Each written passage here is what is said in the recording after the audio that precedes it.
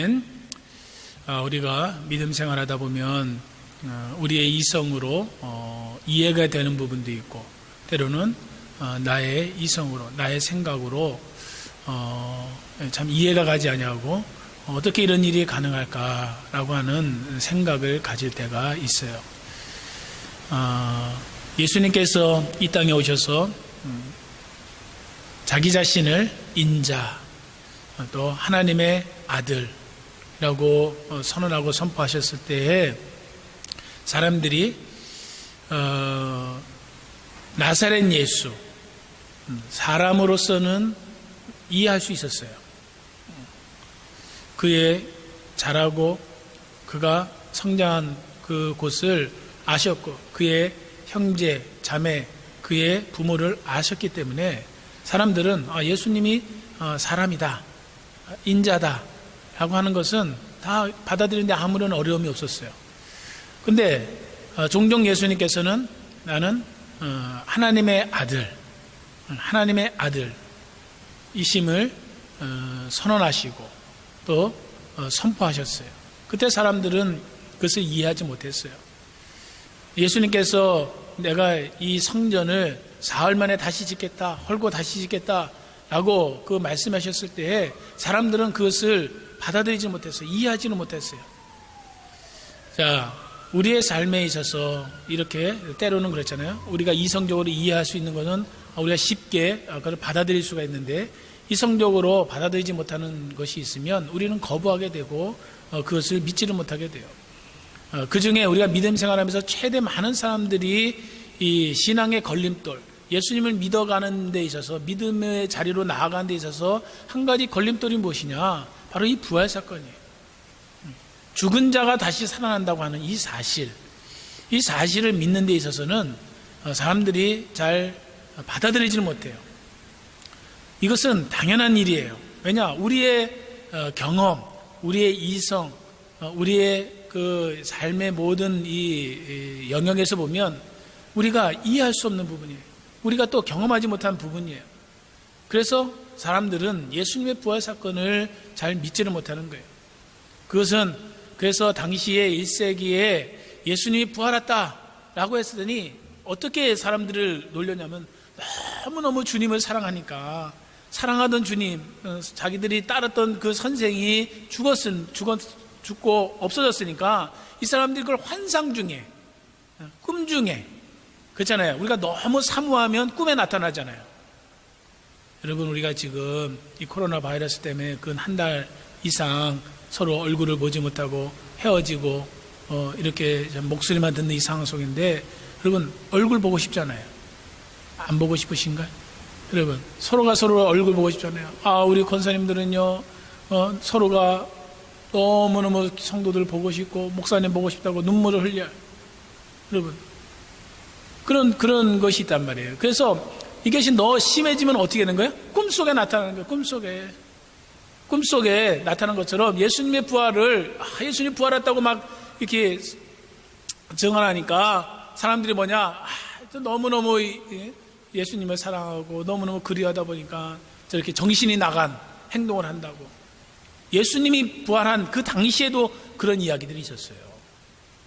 자, 근데 지금 우리는 예수님이 부활하고 나서 2000년이 넘는 이 시간 속에서, 여러분 2000년이 넘는 그 시간의 공간 속에서 떨어져 있었어요. 근데 우리는 이 예수님의 부활을 믿는 사람들이에요. 여기 보면 예수님께서 오늘 이 아침에 여러 가지 20장 말씀 중에서 제가 묵상하면서 같이 생각해 보고 또 도전받기를 원하는 그 말씀이 있어요. 27절에 보면 예수님께서 도마를 향해서 던지는 또 말씀해 주시는 그 말씀이죠. 이렇게 얘기해요. 도마에게 이르시되 내 손가락을 이리 내밀어 내 손을 보고 내 손을 내밀어 내 옆구리에 넣어보라. 그리하여 믿음 없는 자가 되지 말고 믿는 자가 되라. 믿음 없는 자가 되지 말고 믿는 자가 되라. 예수님의 안타까움이세요. 자, 도마처럼 이렇게 내 삶의 체험, 내 삶의 경험이 있어야만이 내가 믿겠다고 하는 사람들도 있어요. 우리가 그랬잖아요. 전도함에 있어서 예수님 믿으세요. 예수님 믿으면 좋습니다. 예수님 믿어야 천국 갑니다. 이렇게 얘기하면, 그러면은 예수님을 내 눈에 보여달라라고 말하는 사람들이 있어요. 보여줘야만이 믿는 사람이 있어요. 자기의 생각, 이성으로 그것을 받아들일 수 없다는 거예요. 지금 부활 사건에 있어서도 마찬가지예요. 내가 여러분, 여기 예수님께서 오늘 우리에게 말씀해 주고 있어요. 혹시 예수님 믿으면서 교회 생활하면서 여전히 예수님이 좋고 예수님이 내게 좋은 말씀을 주시고 내게 위로의 말씀 주고 소망의 말씀 주는 거, 그것은 잘 받아들이면서 예수님의 부활에 대해서는 믿지 못하는 사람들도 있어요. 여러분, 특별히 지금 우리가 여러 가지 믿음 생활에서 더 어려운 환경들이 있죠. 참 이런 거 보면 제가 많이 생각해 보니까요, 지금 우리가 그동안 이렇게 공개적으로 예수님을 믿을 수 있다는 거, 마음껏 하나님 앞에 나와서 찬양하고 경배드릴 수 있다는 것이 얼마나 우리에게 큰 은혜와 축복인지 몰라요. 초대교인들은 여러분, 신앙에 예수님 믿는다는 것 때문에 박해를 당하고 고난을 당했을 때 그들은 카타콤이라고 하는 지하에 내려가서, 여러분 그것도 뭐 1, 20년이 아니에요. 수백 년 동안 그곳에서 뭐 했어요? 믿음을 지켰어요. 믿음을 지켰어요. 그러면 참 믿음이 대단한 거예요. 그죠? 그들은 뭐야? 보이지 아니하는 하나님, 부활의 주님을 믿었기 때문에 모든 삶의 모든 것을 다 내려놓고 지하에 내려가서 하나님을 섬겼어요. 하나님을 섬겼어요. 우리는 여러분 그래요. 어떤 분은 교회 안 나가니까 좋다, 이렇게 생각할지 몰라요. 그러면 안 돼요. 우리가 주님의 교회를 더 그리워하고 사모하고 그동안에 내가 믿음 생활하고 있었던 것, 내가 교회에 나와서 예배를 드릴 수 있다는 것이 얼마나 큰 은혜요 축복이요, 정말 하나님께 감사해야 되는지 우리가 다시 한번 여러분 고백하고, 하나님께, 하나님 그동안 내가 이렇게 좋은 환경 속에서 믿음 생활해 주신 거 감사합니다. 내가 이렇게 조금만 어려운 환경 속에서 정말 바이러스라고 하는 그 하나 때문에 이렇게 우리의 모든 삶이 엉망이 되어버리고, 내가 하나님 믿는 것 자체도 이렇게 어려움이 있는, 교회에 나오는 것 자체조차 이렇게 힘들어지는 이 상황, 참 너무나 그동안에 내가 믿음 생활을 안이하게 했구나. 그러면 자각하고, 그러면 더 믿음에 결단하시기를 부탁을 드립니다. 그래서 다시 모든 것이 정상적으로 회복되고 모든 것이 정말 다시 우리가 한 자리에 모여서 예배드리는 그 날이 올 때에는 더욱더 주님을 위해서, 주님에서 더 충성하다가 주 앞에 서서 하나님 앞에 칭찬받는 저 여러분의 삶이 되기를 간절히 소원드립니다. 여러분, 저와 여러분은 어떤 사람이냐? 여기 보니까 29절에 보면 예수님께서 이렇게 말씀해 주고 있어요. 예수께서 이르시되 너는 나를 본고로 믿느냐? 보지 못하고 믿는 자들은 복되도다 하시니라. 아멘. 보지 못하고 믿는 자들, 눈으로 봐야만 되는 그 상황이 아니고 보지도 않고 예수님이 부활하셨다라고 하는 그 사실을 믿는 그 믿음이 하나님이 축복해 주셨다는 거예요. 예수님이 그 믿음을 축복해 주시고 인정해 주시는 것을 보게 돼요. 우리가 부활하신 주님을 믿는 것, 이것이 얼마나 큰 은혜요, 얼마나 큰 축복이라는 것을 우리가 다시 한번 깨달아야 돼요. 많은 영혼들이 이 부활을 믿지 않기 때문에 교회 다니지 않는 거예요. 예수님 믿지 않는 거예요. 아무렇게나 삶을 살아가는 거예요. 그러나 부활을 믿는 사람들은 아무렇게나 살아갈 수 없는 거예요.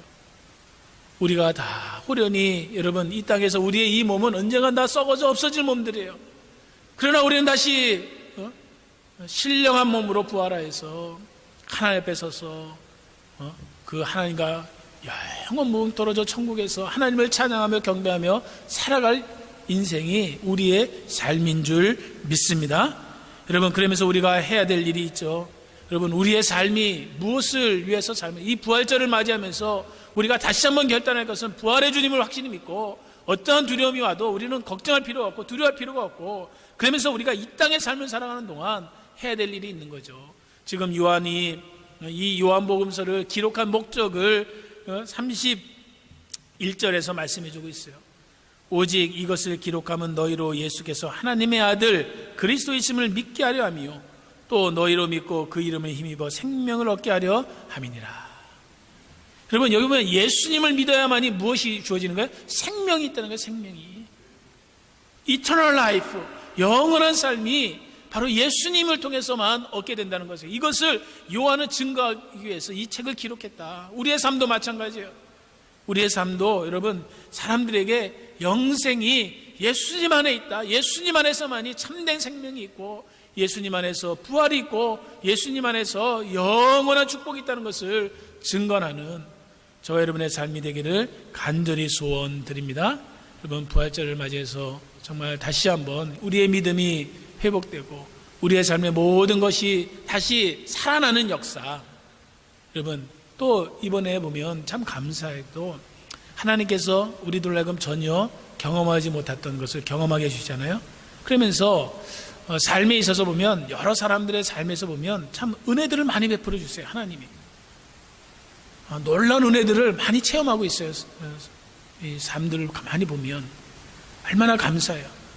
내가 이 어려움이 없었다면 하나님에 대해서 좀 더 가까이 나가지 못하는 게 되는데, 이번 시간을 통해서 좀 더 하나님 앞에 나아가게 됐고, 또 하나님께서 내 삶에 여러 가지 힘든 것이 엄습해 왔는데 하나님께서 생각지도 않은 것으로 인도해 주시고 도와주시고 베풀어 주시고 채워주시는 그 은혜들을 체험하는 일들이 얼마나 많이 있는지 몰라요.